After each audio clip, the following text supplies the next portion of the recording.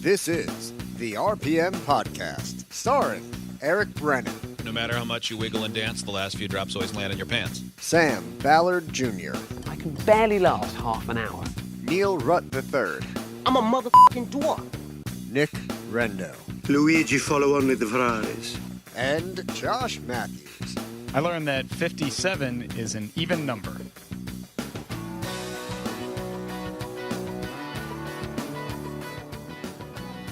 Hello, everybody, and welcome to another edition of the RPM Podcast, another off-season opportunity to have a little bit of fun and talk some of the news and rumblings that have come out in all forms of motorsports. And to do that, we got three people, and I am including myself because that's like liking your own picture on Instagram, by the way. Eric Brennan is part of the myself because I'm part of two-thirds the party. compromise. There you go. We got Sam Ballard Jr. from UNCC. Also, Josh Matthews holding it down in the Matthews Family Studios. And, of course, I'm Eric Brennan, but who cares? Now, Happy we were supposed Hanukkah to all our Happy Jewish Hanukkah to all of our Jewish friends and listeners. And even if you're not Jewish, happy Hanukkah anyway. Just pretend you are. That's what a lot of people do for Christmas. Might as well do it for all the holidays. Yeah, we're not saying happy holidays. We're calling them out by name. So soon we'll be saying Kwanzaa too. I don't We're care not what color politically cup correct, you we're have. politically perfect. Exactly. My goodness. Actually, there's a lot of cool things coming up with the whole holiday spirit, not just on the RPM podcast, but locally. We'll talk more about that a little bit later on. I thought I had something I wanted to talk about, but it just left my brain. Oh, Neil Rutt III was going to be here, got stuck at work. Brian O'Shea was going to be here, but we elected to push him off till next week. So, yes, he really does talk, and you'll be able to hear it firsthand if you listen to next week's edition of the RPM podcast.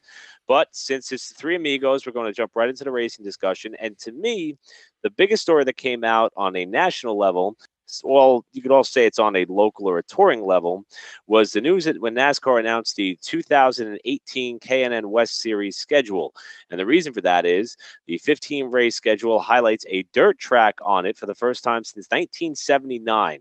And that dirt track will be the dirt track at the Las Vegas Motor Speedway, one of many racing facilities they have on that compound.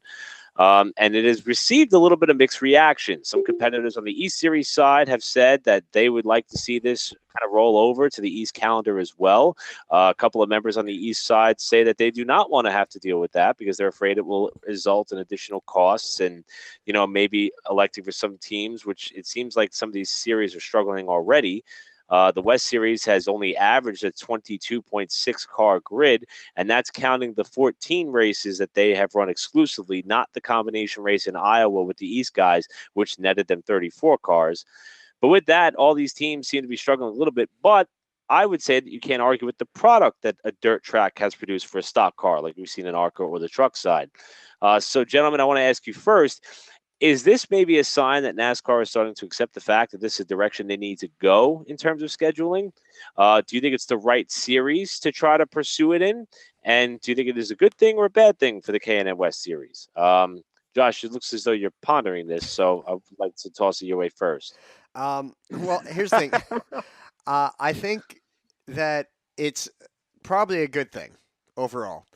Because we've seen it work out even on the local level in Trenton that we talked about last week, and that provided some great action. So and it really had a lot of positive reviews. Additionally, we already have this in the truck series from NASCAR. So if anything, we're going in a way the wrong direction. And they should be moving this up a level to the Xfinity or Cup level. Not saying that K&N shouldn't have it, but I think that, we've already done it on one of the top three. Why not bring it down? Or why not, why not keep going up, and then why are we bringing it down? Or just do it all at once here. I think it's going to provide some interesting action because you have people that, maybe started on dirt, and, had to learn asphalt and go that way. And you're going to have these asphalt guys that have never raced dirt before trying to figure it out, kind of like watching that Xfinity race in the rain where they're all just, chaotic all over the place, sliding off the track, in quotes there. I don't know. I think it's a good thing. I think it's the right direction to go. I'm not saying make everything dirt, but, mix it up a bit. Just like they should have road courses and ovals in any series, just to change things up. Let's see F1 throw a dirt or even half a dirt track onto one of theirs. Three or four turns are going to be dirt and see what happens. I don't know. I've always wanted to see like IndyCar try something, because they do have the treaded tires for the wet weather races, and a lot of their star power on the U.S. side usually comes up through dirt sprint car racing. So, it's something which I've been intrigued to say, but on the NASCAR level, we've even had some mixed reaction as to how the Truck Series event at Eldora has worked out. Some people don't call it real dirt racing. Some people say that it's the most spectacular thing they do. And it seems to flow that way. And Sam, I mean, you live in an area where, asphalt racing is popular, but dirt track racing is also popular. And to see a hybrid of an asphalt racing surface make its way onto a dirt track, to me, it's kind of cool. What's your reaction? Well, you know what it is? I think people are now coming to realize that if you want to bring new fans to the track, you have to bring them to a dirt track. I think one of the cool things that dirt track provides that asphalt doesn't is that, you get the sounds and the smell of the asphalt, but like when you go home, for those who wear spectacles, when you go to a dirt track, you take them off and you can see the dirt not around your eye. I mean, it's such a cool feeling. It feels like perfect spot for a first date. Perfect, especially if she's not into racing. Perfect. Or into getting dirty. Why not? Why not? But no, I think Josh brings up a valid point about this, though, is why would you take a step down? Because NASCAR. Now, if no, it's because IndyCar. True. Because of racing, insert racing division here. I think one of the biggest things they should have done is make a dirt road course. That would be badass. And I think that's NASCAR's direction they need to go to, besides making an electric car series or a four-cylinder series. Otherwise, you're just wasting their time pussyfooting around. Well, actually, if you've watched, I know Nick Rendo watches, as do I. Eric Brennan is far out of touch with anything in pop culture. So, the Grand Tour, basically. Only TMZ, that's all I got. Sam, do you watch the Grand Tour at all? Why is that a question? Heck yeah, I watched the Grand Tour. Well, did you watch the first episode of season 2? It came out last week. No, I did not. Okay. Well, you're a fraud. Spoiler alert. Spoiler alert here. They have a new track that they use for their test run or whatever, and they've been pitting two celebrities against each other, and the track is half asphalt, half dirt, and it's a road course. And I'll see if I can find a clip for you. I don't want to go too far down the rabbit hole with this one, but like you were talking about, a dirt road course. I mean, it's not a rally course, so you're not going out through towns and woods and things like that. It's one small area, but it's definitely a dirt road course, and I think it's actually providing a lot of excitement, and I think that is a good way to go, Sam. And that is something that's catching on, because, I mean, if you look at the world of iRacing, they just added Global Rallycross to their docket of cars and tracks to discuss, because people want to know what the experience is like driving on a track that is multi-surfaced and has all those twists and turns to it. You know what it is? Race fans are just too clean, and they just want to get dirty. They want to find any excuse to play in the mud, bring a girl out in the mud, and just get dirty. And if it has to be virtual online, then heck, why not? Sign me up. Throw some dirt. That sounds like a good time. Now, the last thing I'll say about this decision that NASCAR made by trying to get the K&N West guys to a dirt track. Number one, great call. Although there seems to be a lot of people wishing that they went to the bull ring, the short track at Vegas, and they found another venue to try this dirt experiment with. But I will say, for NASCAR or any other series that is looking to dive into running on a different type of surface, whether it be a road course, a dirt track, please, for the love of consistency, at least put two of them on there. Make it to a point where the teams could justify the additional cost of having to do whatever it takes, whether it be testing or running, certain screens on the hood of the cars to prevent dirt pellets from coming up on the windshield. Or even if you look at the Truck Series, it still bothers me that the Truck Series only runs one road course a year, because that doesn't justify teams testing or building a road course truck or having road course brakes on the ready for when they go to Mosport for one time this season. If they run twice, if they do this twice a year, it kind of justifies the additional expense as far as I'm concerned. That's why when the trucks started going to Talladega in 2006, I said, okay, this kind of makes sense. Now the teams who are building purpose-built trucks for super speedways, they have more than one place to use them. So that would be my only suggestion to the sanctioning body in any series that looks to make a radical change like this. If you're going to do it, one should know that it's going to work. Like once we saw that Eldora was going to be a thing for a few years, go all in and try to do it twice a year just to justify the cost. Same thing with road course racing, and that's my only bitch about the whole thing. Okay. So hopefully that makes sense. If you want to fight me on it, you're more than welcome. But I'll wait till you're here in person. Okay, I'm cool enough with that. On the big stage, there's a couple of news and notes that came out, some of which we kind of expected, some of which we didn't. The first is that the Daytona 500 winner from 2017, Kurt Busch, is in fact going to retain his seat at Stewart-Haas Racing. We did hear at the latter portion of the season that contract was not going to be renewed or extended. I think the reasoning for that is something that we're seeing across the board in all the big league stars of NASCAR is they could really not have to pay these drivers as much money as they were. And it sounds like they wanted to more so renegotiate Kurt's contract, and they kept him for one more year. And I'm speculating it is to be a placeholder for Cole Custer, who is the son of the Haas automotive, portion of the company, Joe Custer. So it's a funny name. Yes, it gets tied on the tongue very easily. So Kurt's going to be back at least for one more year. So, and it'll be, Kurt's quota is saying, I have everything I need to be able to go out, win races, to be successful. Don't think he's lying, but he appears to be a sitting duck in that car, at least as far as I'm concerned. It's only an extension for a 1-year deal. Now, Eric, he's an old man. Do you think that this could lead to something, not that just Kurt Busch alone, because, he's kind of, let's say, an outlier, despite having some success behind the name, but at least as of late, I would say more of an outlier. Do you see this leading to anything like the old drivers' union that they tried starting many years ago? Or I wouldn't rule it out, especially because of the fact that we're beginning to see how the charter system is. Now we're beginning to see black and white. It's flawed. Yeah, it's fractured and it's divided. And then we had Denny Hamlin with the quote a couple months ago saying that he believes that NASCAR drivers should be making NBA money, which I don't agree with. And nothing against Denny or all the drivers put their lives at risk, but it's not the same thing. And the gene pool for race car drivers is a little bit bigger, I think, than the NBA. So they are entitled to their money. However, to try and protect these assets or protect the large dollars and cents that they're making and to follow that trajectory upward, I don't think it's feasible with the state of the sport right now. There was an article released by Adam Stern of Sports Business Journal saying that apparently in a NASCAR issued, briefing, where they're talking about how they're actually going to redo contingency sponsors on cars. And Sam, this may be a big deal for you as a designer, as somebody who comes up with paint schemes and whatnot for some of these vehicles. It sounds as though the contingency platform is going to move to a more digital platform where you'll be able to see those supporting sponsors, across all the platforms, maybe on the interactive or the website branding, but they won't physically be shown on the car.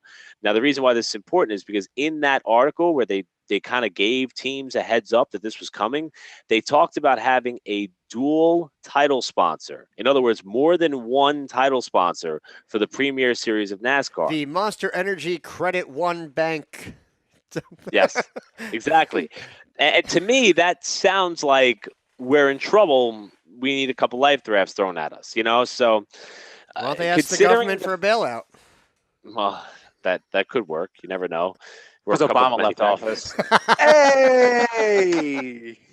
But that could be something to watch for. And with that, knowing that level of uncertainty at the top, I don't see how a drivers' union would protect them at this point, especially in terms of salaries. Well, do you think the argument that fighting against myself here, if they tried to start a union, all the young talent that would probably just say, I don't need to be that, and basically try to, like scabs, try to jump in and fill the seat, like, all right, they're on strike or whatever, so we'll give all these young guys that don't really care or desperate to make a name for themselves jump in. Well, it's also like the RTA. There were a couple teams who didn't want to join it right away. There's a couple teams that left the RTA as of late. So, and that's for those of you who aren't familiar, it's the Race Team Alliance, which is essentially a team owners union. So they're not calling it a union, but it's basically what it is. And it's kind of yeah. And it's kind of the same thing. It's all the owners getting together and saying, hey, how can we maximize, on our profits or minimize our losses in a collective effort, which is something which I'm surprised the drivers haven't done, because if you look at all the other professional sporting agencies, there are unions, or players associations, which help represent and benefit the people who are responsible for providing the entertainment that you and I and the rest of us are obsessed with. So with all that in mind, Josh did bring up an interesting point. And I'll cycle this back to Kurt Busch, and this is actually kind of shocking when you think about it. With the recent retirees of Dale Earnhardt Jr. and Matt Kenseth, I believe that Kurt Busch will be Danica as well, but Danica didn't qualify for this point. Kurt Busch will be the last remaining full-time Cup Series driver to have ever raced against Dale Earnhardt Sr. on the Cup level. Oh, okay. I see. Okay. And that to me is shocking. It's and that kind of goes back to the late 2000s and the 2001 Daytona 500. If you look at that entire field, okay, but everybody who ran that race is gone except for Kurt. So there really is a changing of the guard taking place here. And I don't think, and the next guy we're going to talk about, Kevin Harvick, Jimmy Johnson, Ryan Newman, I don't think they're that far from exiting with these guys as well. Well, I mean, at some point you're going to have the last person who raced with Mark Martin, or how many? But where do you draw the line as to who's been there? I mean, Truex was one of the newer guys, but he's been there for how many years now? I mean, I hate that as a Martin Truex Jr. fan. Oh, his entrance into the sport so young, dude. He's been in the sport since what, 2005? Yeah, exactly. It's been longer than it feels, and it's just. I don't know, it's back to people saying, "Oh, it was better back then," kind of crap. And that's the thing is if you want to talk about the turning of the page in the fan's eye, as much as as weird as this may sound, that one little known fact about Kurt Busch right now, that's a proverbial turning of the page for a fan base. He's it all depends on what you want to base it on, though. I mean, yes, you're not wrong, but I mean, how much does that truly matter? For me, it doesn't matter at all. You don't even have to put names above the doors of these cars. I'm still going to watch. But for some people, it means a big deal. I mean, look, a lot of people blame the absence of Tony Stewart and Jeff Gordon as a reason for ratings declines. In fact, some of the track owners blame that as a reason for ratings decline. Well, with no Danica, no Earnhardt Jr., and no Matt Kenseth, what in the world is going to happen next year for television come on. ratings? Everybody bandwagoned onto Chase Elliott. Yeah, you have Chase Elliott, Ryan Blaney, Christopher Bell, Eric. I agree Jones, with you, but from an executive standpoint, well, which one of these does not belong? Chase Elliott doesn't belong. Come on. So, but that's the thing is how much. So, Josh, to answer your question, how much of an impact does it really have? I don't know. Does it impact on my watching? No, but does it impact on the masses? I can't tell. Who cares about the masses at this point? NASCAR's going downhill anyway. I think it may affect a handful of fans, and it's going to be the older generation at this point. And I'm not saying that their opinion is worthless or anything like that. I'm just saying that's who it's going to affect. And yes, you are. All right, it doesn't. I'm not even. Yes, you are. It shouldn't be their target market. Now, however, speaking of a couple of the veteran guys who've been here for a while, a guy who came into the sport in 2002 or the Cup level in 2002, Jamie McMurray, kind of released a story in a recent interview with ESPN.com saying that, he will be, or he is slated to be in that number one car for at least another 4 years.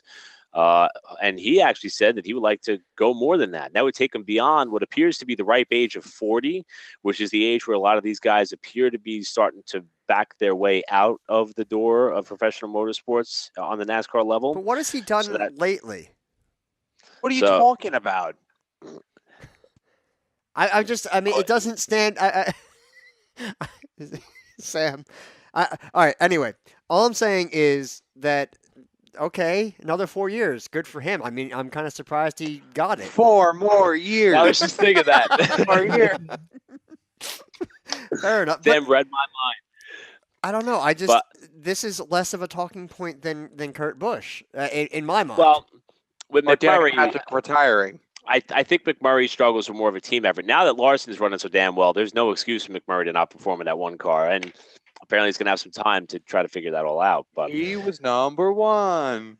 speaking of more talking points, the Earnhardt name is back in the news in terms of a cup ride. And no, we're not talking about Dale Jr. We're talking about Jeffrey Earnhardt, who subsequently signed a contract extension at the latter portion of 2017 that apparently meant nothing because his team ownership of the Motorsports Group and Circle Sport essentially dissolved today in an agreement made by both parties. And it sounds like that Joe Falk of Circle Sport will be taking his charter and going home. Rumors are that he may grab Landon Castle to fill his race team, while Jeffrey Earnhardt is unsure of what he will do, as are the Motorsports Group. So that's Jeffrey Earnhardt trying to take the high road on this, but we're not sure which way it's going to go. And speaking of contracts that mean nothing, I'm going to jump over our next point and go right to the Tony Stewart story that broke, where no, this is a perfect tie over about contracts meaning nothing.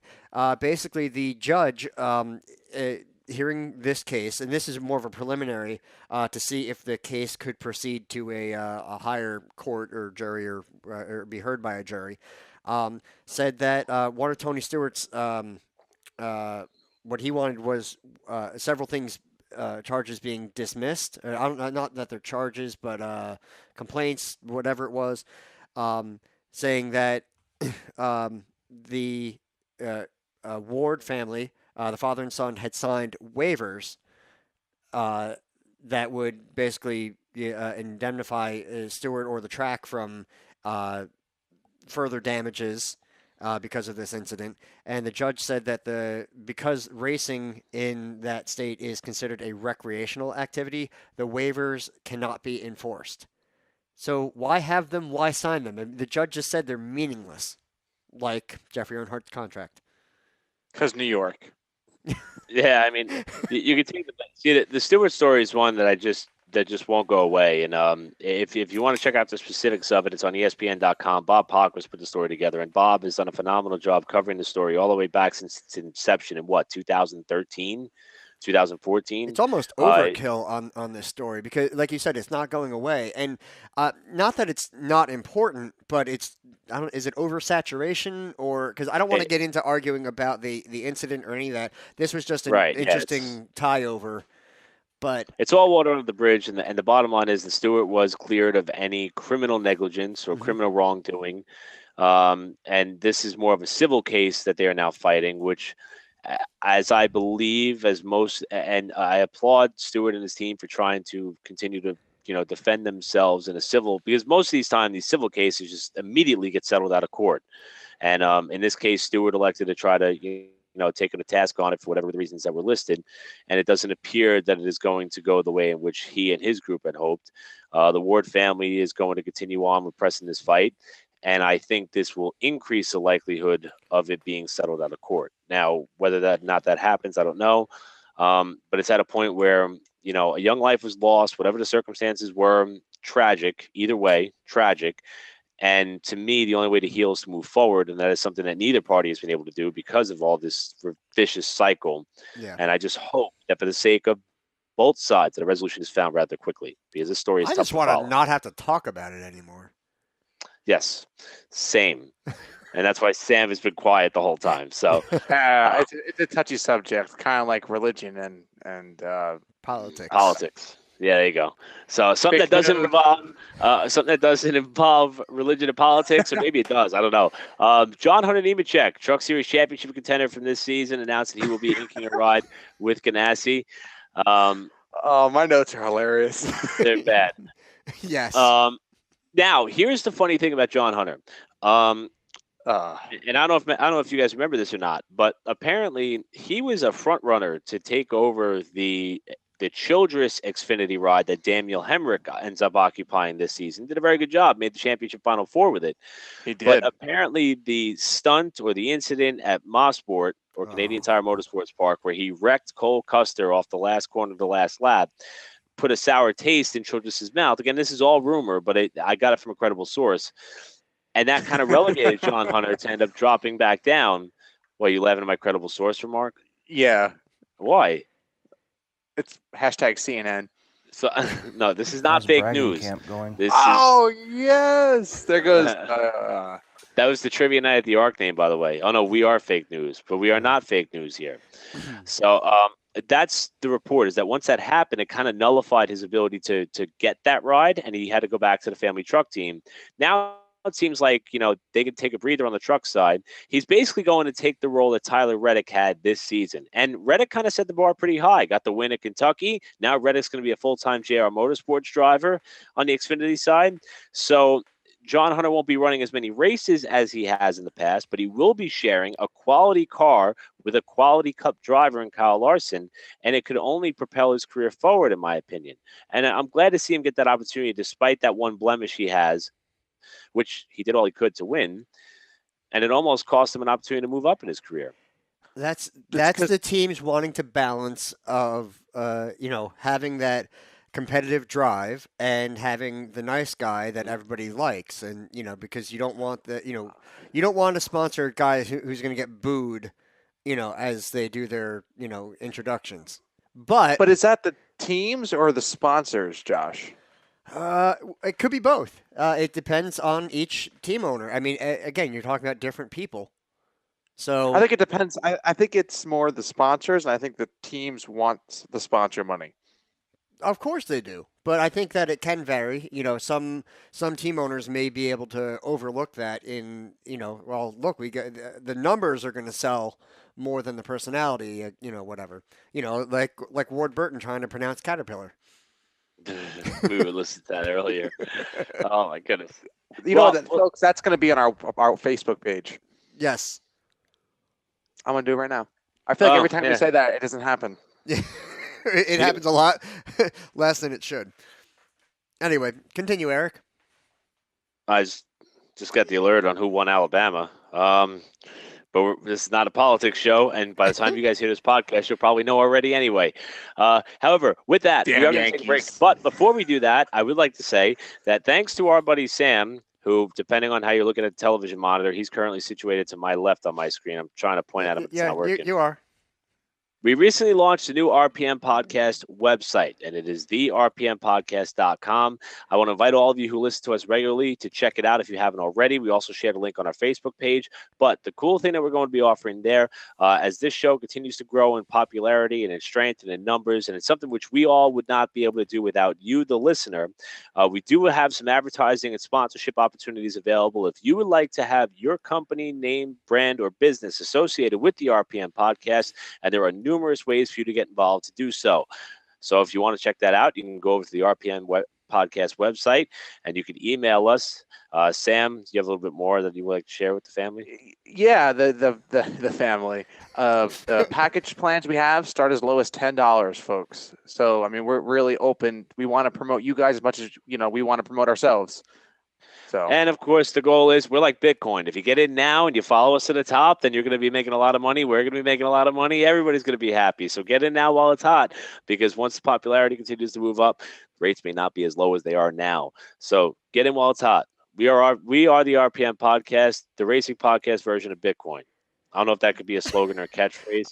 That's a little tough on the tongue. That's too long for Photoshop. Yeah. It is. Especially because they're projecting it to tank now. So, and I don't see that. Just like Alabama just tanked? Yes. Oh. No, I think they got away with one. I think they got away with one there. Another one bites the dust. Oh my my goodness. Yeah, I'm staying away from that. Staying far, far away from that. Anyway. So are we. That's why we come back. We're going to ask you, should fans just simply accept a boring race product? Well, Formula One Sebastian Vettel thinks so. So we'll try to get Sam and Josh's take on that. Also, one of the best comeback stories in Formula One history is apparently over before it even begun. Oh. And I'm pissed. And we'll tell you why. All that and more when we come back to the RPM Podcast. Don't go anywhere.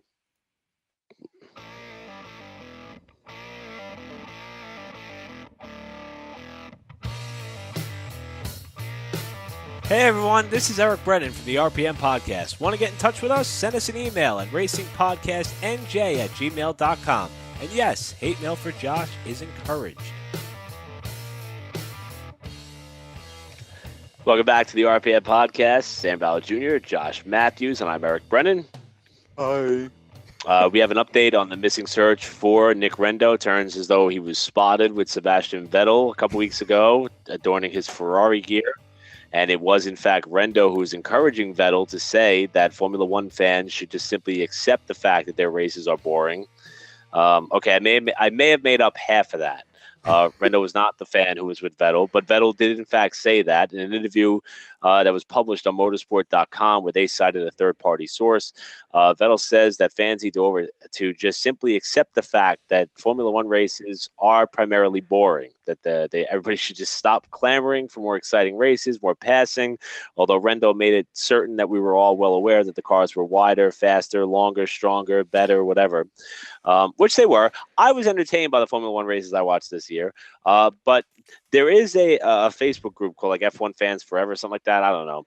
And somebody's been Formula uploading One highlights. Forever. Formula One Forever. Yes, we that's the one. gotta represent them properly here. We do. And somebody's been uploading Grand Prix highlights from the mid to early 2000s. And I got to tell you, what used to happen back then is surely not happening now. So, and that was back when Schumacher would just win everything. And then, Alonso started winning everything. And then Vettel said, hey, I want to start winning stuff. And those guys, you kind of knew who was going to win, but the racing itself was better than what we see today. But that's a pretty strong take from a pretty well-accomplished race car driver. So, gentlemen, what do you think? Should fans just accept the fact that Formula One is a boring sport and not built on breathtaking and exciting side-by-side action? Why are people watching? What's if it's not exciting? What's the point in No, seriously. If you're going to advertise, think of any sport. I mean, a lot of people went from NBA to watching college basketball because they're like, oh, these kids are playing with heart. They're playing for their careers and stuff like that. So the action, in theory, got better. I mean, sometimes for me personally, I think watching a lower division can be better just because the guys are maybe not as talented or not as good, let's say. And so you get more contact, or not to say more wrecks. I mean, you do get more wrecks, but sometimes it just seems more competitive because you see weird, dumb things happen, like golf carts with trailers going across the track, Yes, and things like that. So I'm just saying. I mean, but the excitement brings people. So why would I want to be a fan of it if it was boring? I mean, it can still happen. I mean, business still happens. Wall Street still does its thing every day. And to me, that's Wall incredible. Street's not boring. All right, it's stressful, but it's certainly not interesting to me. Okay, me personally. All right, and maybe a lot of people, blue collar type workers, they care more about what they have to do in their personal finances and all that than people running around shouting numbers at each other. So I just think that.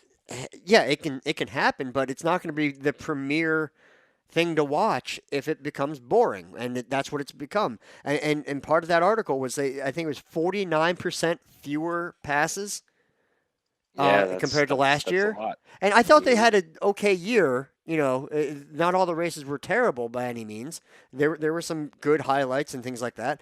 But I mean, if you're losing that high of a percentage of passes, and just over last year, I don't know, man. I think you're heading the wrong direction, and this isn't, I'm not trying to place particular blame on any person or thing. Just Nick Rendo. Yes, okay, Rendo. It was Nick Rendo. But I think you're heading in the wrong direction, and I think that Vettel, if anything, is just saying accept it because I need you to keep watching and giving me a paycheck. Exactly. That wasn't the only bit of Formula One news that came down, and actually this one hurts. And I say that being the fact of I like this guy when he came onto the scene. Obviously, what ended up happening to him, took him out of the car, which what we thought would be forever. And we're of course talking about Robert Kubica, however you want to pronounce it. And it looked as though he was in the prime position to come back to Williams to replace the now vacated seat that was once held by Felipe Massa. And coming back from what, though? from nearly losing his hand and part of his arm in a rally car accident, which the guardrail penetrated through the cockpit of the car and essentially through Robert Kubica's hand. It was such a gruesome and graphic injury. Doctors, at one point, there was fear that he would survive. He ended up making his way through that. Then there was fear that they would have to amputate part of his hand. They found a way to work their way through that. And he's been able to, no pun intended, put it all back together again, and he got himself back to crazy. I'm just saying that we're calling a spade a spade. Captain Hook. And he drove competitively for quite some time in a few racing series and found some success. So they decided to see what would happen if he got in. He ran one of the old Renault cars in a test not that long ago, actually turned a couple heads. So then Williams started to bring them into their testing program in terms of looking for a driver for 2018. Well, we found out today by a couple of sources, including planetf1.com, that Kubica is no longer in contention for the Williams seat. And the sole reason for that is that the data that was collected through the test session says that Sergei Sirotkin, who would be a rookie, just appears to show a little bit better pace. Not by much, not by miles, not by anything of that, just that the data simply offers the fact that it has nothing to do with communication, experience, which, considering how bad the growing pains were for Lance Stroll, I'm surprised that they would consider going this route. But it looks as though that Sergei Sirotkin, and I'm going to have to get used to saying that name a lot apparently, is going to be in line to take over the seat vacated by Massa. And it sucks because, to me, that would have been one of a comeback story in racing is the most attractive story, in my opinion. Whenever I'm talking to somebody who's not familiar with racing and we're trying to say, why I should draw them into it, it's because these drivers who are athletes could do things that you and I can't do, and I say you and I loosely, not talking about you, Josh, because obviously you're a racer, and even you, Sam, because you're a racer at heart. But to the average person, the James Hinchcliffe story is a big one for me. This comeback by Kubica to find his way back to the pinnacle of motorsports, regardless of what the results sheets would show, would have been monumental, huge. It would have grabbed storyline. Yeah, just huge. Not that Formula One needs a story grabbing attention, but a feel good story, which you don't get in Formula One that often. This was the opportunity, and if I was Williams, I would have bit the bullet anyway. Just put Sergi on the sidelines for a little bit longer. Kubica wouldn't have came back for that long, and you could have made it all happen. And now it's not going to play out, and it sucks as a fan. I think it sucks. Do you think that the number issue was, like you said, related to the growing pains? Or, do you think Kubica could have made it? Because the car is different. Even the seasoned drivers had to get used to the new car. And I recall going back to some of the first races this year in F1, and I can't Hamilton or Vettel. Racing for the top spot, and they couldn't even get near each other because of taking that air off and losing the downforce. Yeah. The cars are just different. So, do you think that he could have gotten those numbers to a little bit better with a little more time, or do you think that's just this is just what it is? Do you think they gave them a fair shot to get used to the car and figure it out? I don't mean to be biased, which I probably am, because I have some Polish background, but that's nothing to do with the fact that I like Kubica. All right, the fact that he's a successful Polish racer. Or they're like Kapasi or Pierogies. Yeah, it's got nothing to do with it. The fact that he was able to run the pace that he did, I think in his first go around, he was like 7th on the grid, while the Ferrari reserve test driver was like 11th in the running order when he was testing the Renault at first. Or I don't remember the exact specifics of it, but he had the pace, in my opinion, to be worthy of this opportunity. So, Josh, to answer your question, I think that in due time and with confidence in knowing that it was his car and his team and his opportunity to shine and that he wasn't competing, I wouldn't even be surprised that maybe he was a little bit conservative because, he's coming off the bench. He was a starting quarterback. They got relegated to a backup. Now he got to come back up and be a starter again, or at least potentially have that chance to compete for a starting job. I think that once he was situated and playing the team, that performance would have excelled greatly.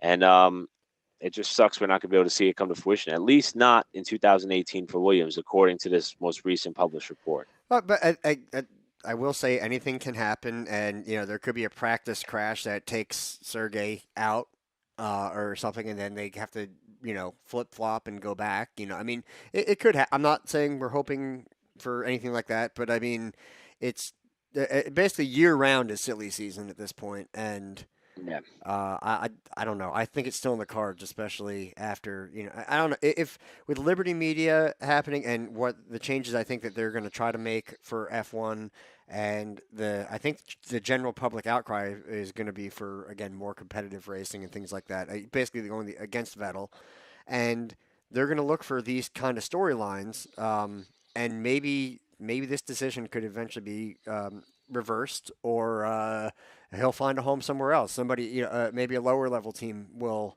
grab him, and I think he would jump on the opportunity just to get back and be a name in F1 for a while. So I would love to see it. Absolutely love to see it. I'm trying to give you a little hope. So a little. It's waning, Josh. It's waning quickly.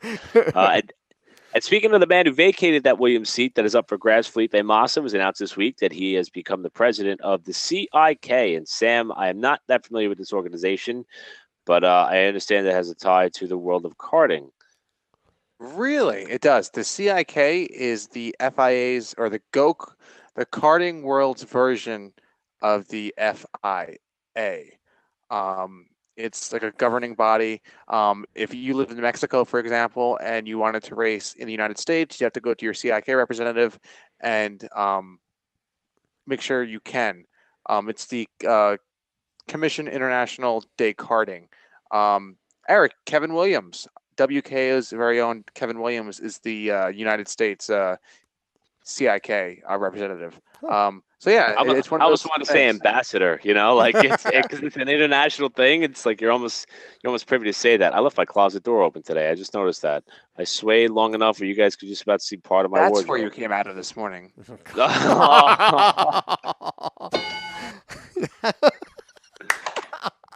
2 points. 2 points for Sam. Oh, that was excellent. Anyway, so that's what the CIK is, and so much for Massa for retiring. When Sam goes down to Daytona with the WK, he's going to be staying at the karting embassy. Yes, pretty much. Yeah, and we're gonna move embassies to Jerusalem. What, Sam? Sam's on fire. What the hell's that mean? Oh my goodness! Not like California, right? That was terrible. That was absolutely terrible. Keeping the overwheel theme going, there was some news that broke in IndyCar. I lost control of this. Carlin Racing, a very prominent racing organization, announced they're going to field 2 full-time IndyCar Series teams in 2018, something which was speculated for quite some time. Max Chilton, whose family is tied into the Carlin Racing organization, and Charlie Kimball, essentially half of what Ganassi Racing was in 2017. They just kind of shifted over to Carlin. That's good to see. And also, another team and number swap for Marco Andretti to try to improve his IndyCar results. This time, the driver on the opposite end of the spectrum is Alexander Rossi. So I don't understand is Andretti thinks that if he rebrands the car he's racing, maybe he'll actually perform better. He just needs to look in the mirror and be like, you want to know what? I need to get out. For me. Yeah. Maybe it's not the number on the side of the car. Between the 25, 26, 27, now 98. Apparently, Marco's a little bit superstitious when it comes to numbers. And it sounds like that Brian Herter will be working with Marco directly a little more this time. I'm not really that name in a while. Yeah. I feel like Alexander Rossi would have a better shot. I feel like Rossi could go anywhere and run well. I feel like that, and you could pick any team on the grid, and if Rossi's in the car, they're going to just like Sebastian Bourdais with Dale Coyne. Like if you put him in a half decent car, he will perform. And we saw it in the latter stages of 2017. After you got the win at Watkins Glen, the strong results that followed on the road courses. I mean, obviously the 2016 Indy 500 win was on fuel mileage, so that played a role in that success there. But his results have been really impressive, especially on the ovals. He had one of the best cars in Indy this year. So I'm not that worried about him. My question is, if this move does not work for Marco, where do they go from here? What is he to do now? You've tried everything, Michael. Everything. Not all the numbers. They're still triple digits. And not to get on Marco. I mean, his results have improved. In fact, one of the things that I noticed about Marco, and this is not, I don't have a stat sheet to back this up with, but one of the things that I noticed about Marco is I feel like that it would take him too long on a race weekend to get up to speed and get up to pace. I feel like that if you looked at the Friday morning practice sheet, Marco is usually in the bottom 25%. Somewhere between 18th and 25th is where you would find Marco during practice. I noticed in the late stages of this year, he would actually finish practice on Friday. They would come out of the gate, come off the trailer strong. He even led a couple practice sessions on the Friday, Saturday portions, and then maybe it just wouldn't roll over into qualifying. So as a driver and as a team, and again, Marco's been doing this in IndyCar since 2006. I feel like he's getting a little bit better with these cars. But then again, here's the beauty of IndyCar. Just like Formula One, there's always changes taking place. We got a brand new body kit for road and street courses and ovals next year. It's going to be different for everybody. And longer and no, but it does have less downforce. Tires. Oh, it does. Great. It does in fact have less downforce. So, and less vacuum. Right.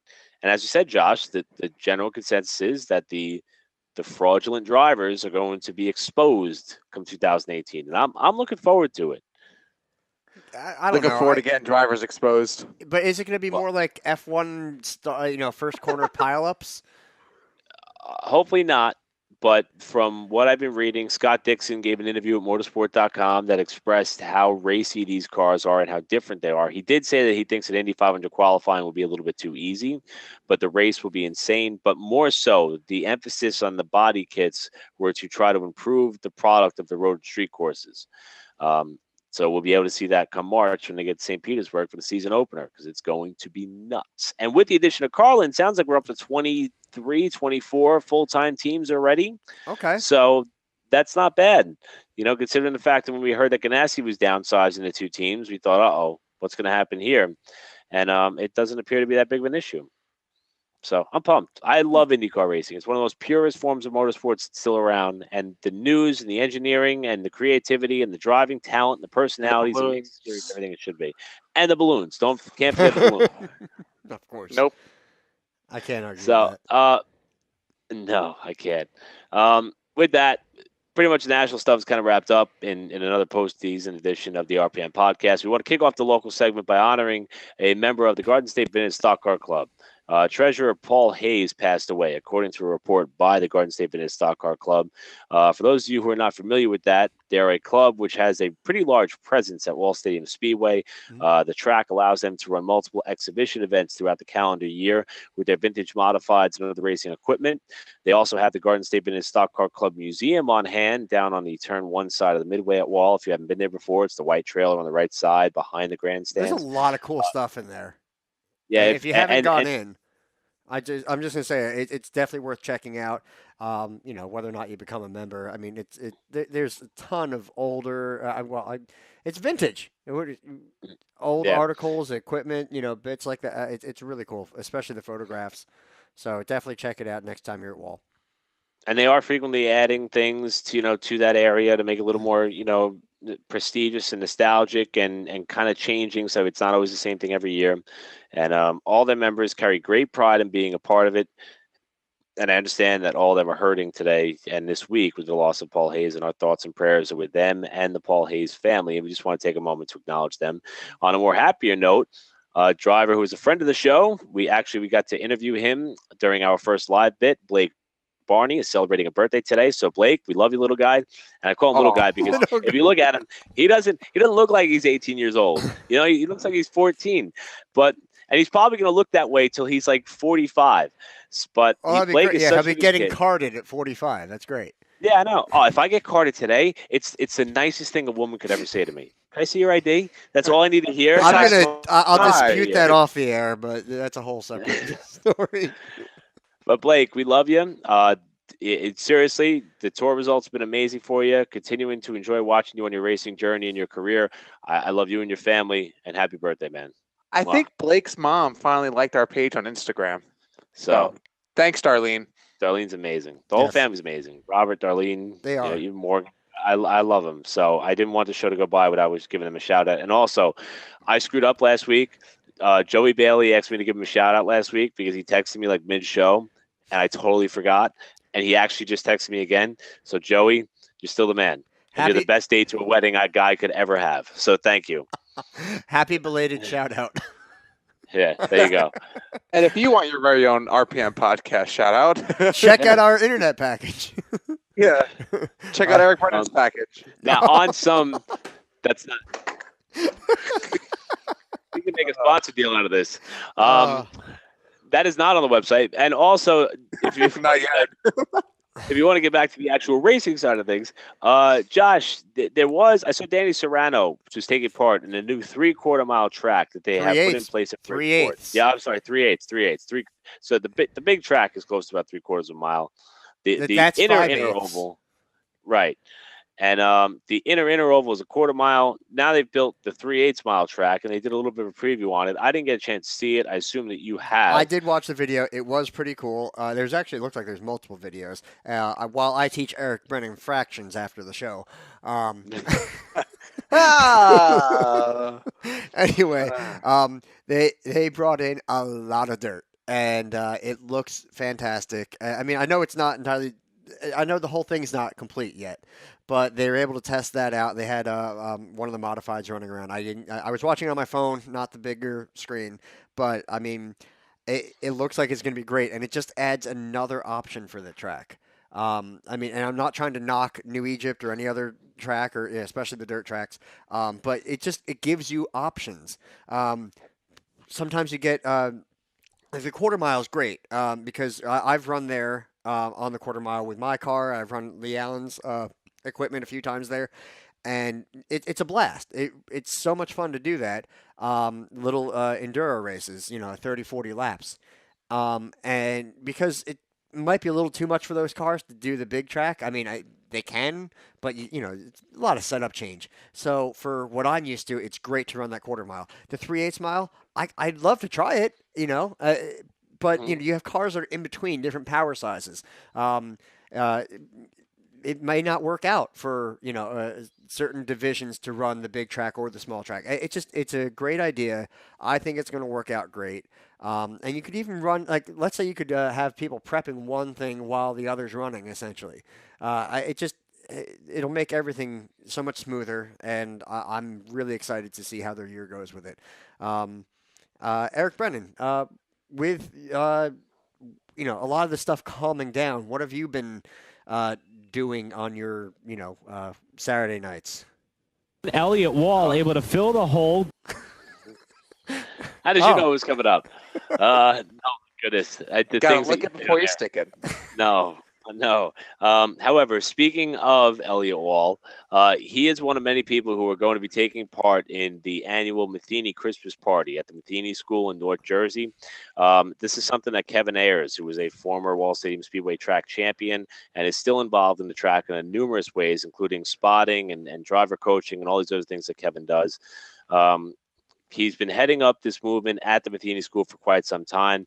Photographer Jim Smith, racer Jason Hearn, the Blewett family. There's so many people who have been behind this event for all these kids and in some cases adults who don't have the typical Christmas that many of us are accustomed to having. So the effort is done to try to bring that Christmas spirit to them in a large capacity.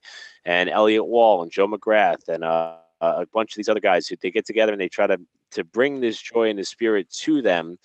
And it's really a huge movement that I've heard about year after year after year. And this year is the first chance that I'm going to have to actually go and see it in person. And I'm looking forward to that greatly. And it's an open invite to anybody who can make it. The event starts at 12. There is a Facebook group page on about it, or you can go to the Matheny School website. You can check it out there. What day is this? This will be this Saturday, December 16th.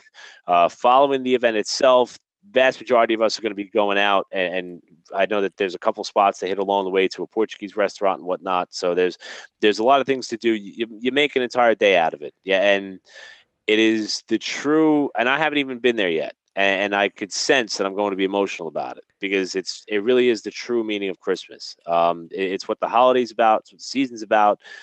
And to see all these people come together for this reason, it makes me sorry that I did not find a way. I should have did it last year, and I was supposed to do it 2 years ago. And I'm upset that I didn't find a way to make it happen. This year, I put it on my calendar early, and I'm going to be able to see it play out, and it's something I plan to be a part of for every year now going forward, because it's just a beautiful cause with wonderful people and a really good time throughout the day. And I want to extend an invite to everybody who's able to listen to this podcast before this Saturday, December 16th at the Matheny School, and you can check it out if you're interested. That's awesome. And shame on you for great. not doing it until now. Touche. You better not be late like you are with these podcasts, Eric. No, I won't be. Although, actually, credit for being late today goes to Neil. Yeah, he's so late he didn't even show up. He took the Nick Rendo approach. It's almost like he's running blind. He did. Running blind. He did text the group chat a little bit ago and say he just got back in the town. So at least he's home safe. Yeah, that's what I really care about. Before we get into what have we learned today, Eric, can you mention our new sponsorship package once more? Well, so fans, if you haven't noticed, and all seriously, I say this as open and honest as I can.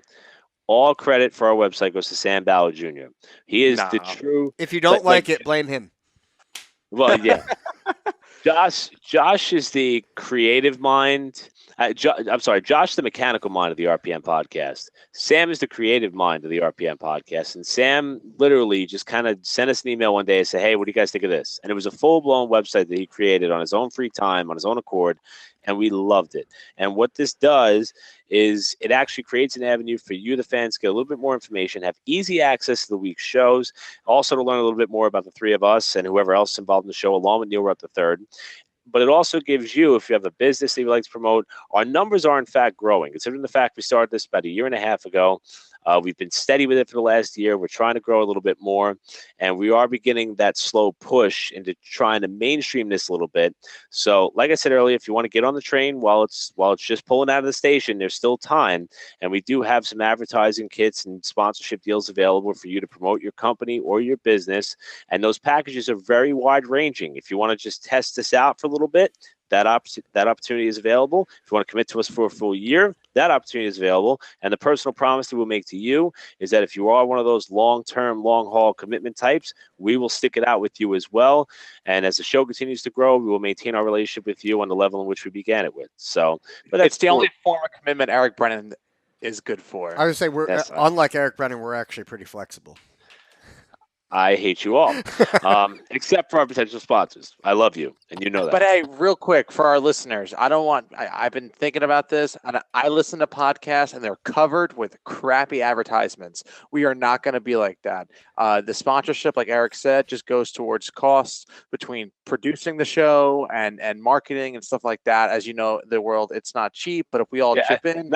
Not to sound like a Jerry Lewis telethon, but believe it or not, it does cost over $100 a month to put this show together. That's with us doing it on a minimal level. And there's a lot more things we want to do that we haven't pulled the trigger on yet, but that's where we're at. And we're just looking to try and pull some of that in while also maintaining our public presence and growing a little bit more. So again, we're not going to pitch this to you every week. Just figured since it's a little bit of a light news week, light local week, we got some time to talk about it. So we'll roll it out to you now. The RPMpodcast.com, and that's the RPMpodcast.com. Very good. That's all we got. And on that note, what have we learned today, guys? Eric? I learned that I'm really bad with fractions. That's that was embarrassing. That's very true.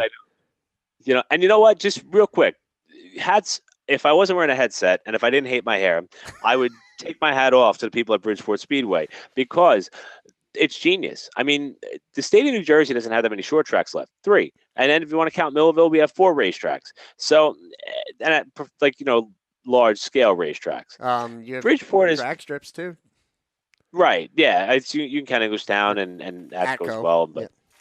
But Bridgeport has found a way to make 3 legitimate racetracks, out of their piece of land. And like you said, Josh, it's like what Charlotte's doing with the Roval. It's giving fans within a certain mile radius an opportunity to go to the same place and see a different style of racing. And I think it's a genius effort. I mean, Wall has the inner track for the Sunday Series stuff, but that track is only 1/5 of a mile, and it's only conducive to smaller cars and smaller carts. Whereas even on the quarter mile, like Josh, like you said, you've run your factory stock on the quarter mile dirt track. This track is like a hybrid of the quarter mile and the 5/8 mile. Yes. So it's it's almost like that perfect balance. There are short tracks across the country that are 3/8 of a mile, and they do very well. And Bridgeport's elected to kind of pull it back a little bit. Great idea. Incredible, and I hope it works out for them because they deserve all the accolades in the world. And honestly, if other tracks have the availability in the room to do such a thing, I would suggest it, because the more flavor you add, the more interested people are going to be. And that's why I think Trenton's going to continue to grow in popularity if they're able to do that event once again, because now that we know what it's going to be like and it's different than the other 3 indoor races, that's going to become a must-see event for indoor people. And if they didn't come because they were skeptical the first time, they're not going to be skeptical anymore. So hats off, Bridgeport. Good job.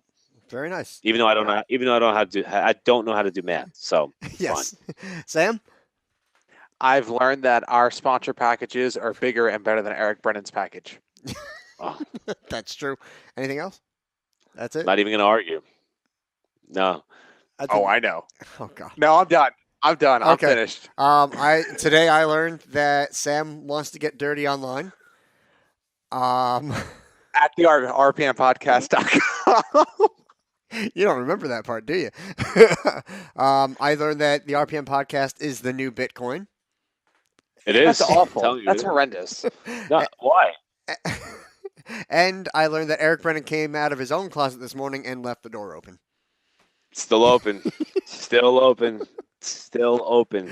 That's it for me, guys. Well, I think we did well. Considering it was a light news week, considering everybody's going crazy. I haven't even finished Christmas shopping yet, and I got something important to attend to tomorrow, and I have work very early. So you work on the corners. Don't lie to the people. No, I'm in Woodbury, New Jersey. You're in a lot of wood. That's where you're. Better than New York. With that, on behalf of Sam, you're over here. Sam Ballard Jr., my buddy Josh Matthews, Neil Arthur III will be back with us next week, and we may have the quiet one, Brian O'Shea, to break his silence. And you will hear him speak for the first time ever on the RPM podcast. You don't want to miss this. And we also will have a little bit of Christmas-themed stuff that we're going to be doing and talking about as well. You'll listen to the RPM podcast. Don't forget to check us out on the web at therpmpodcast.com. See you all next week. Good night, everybody.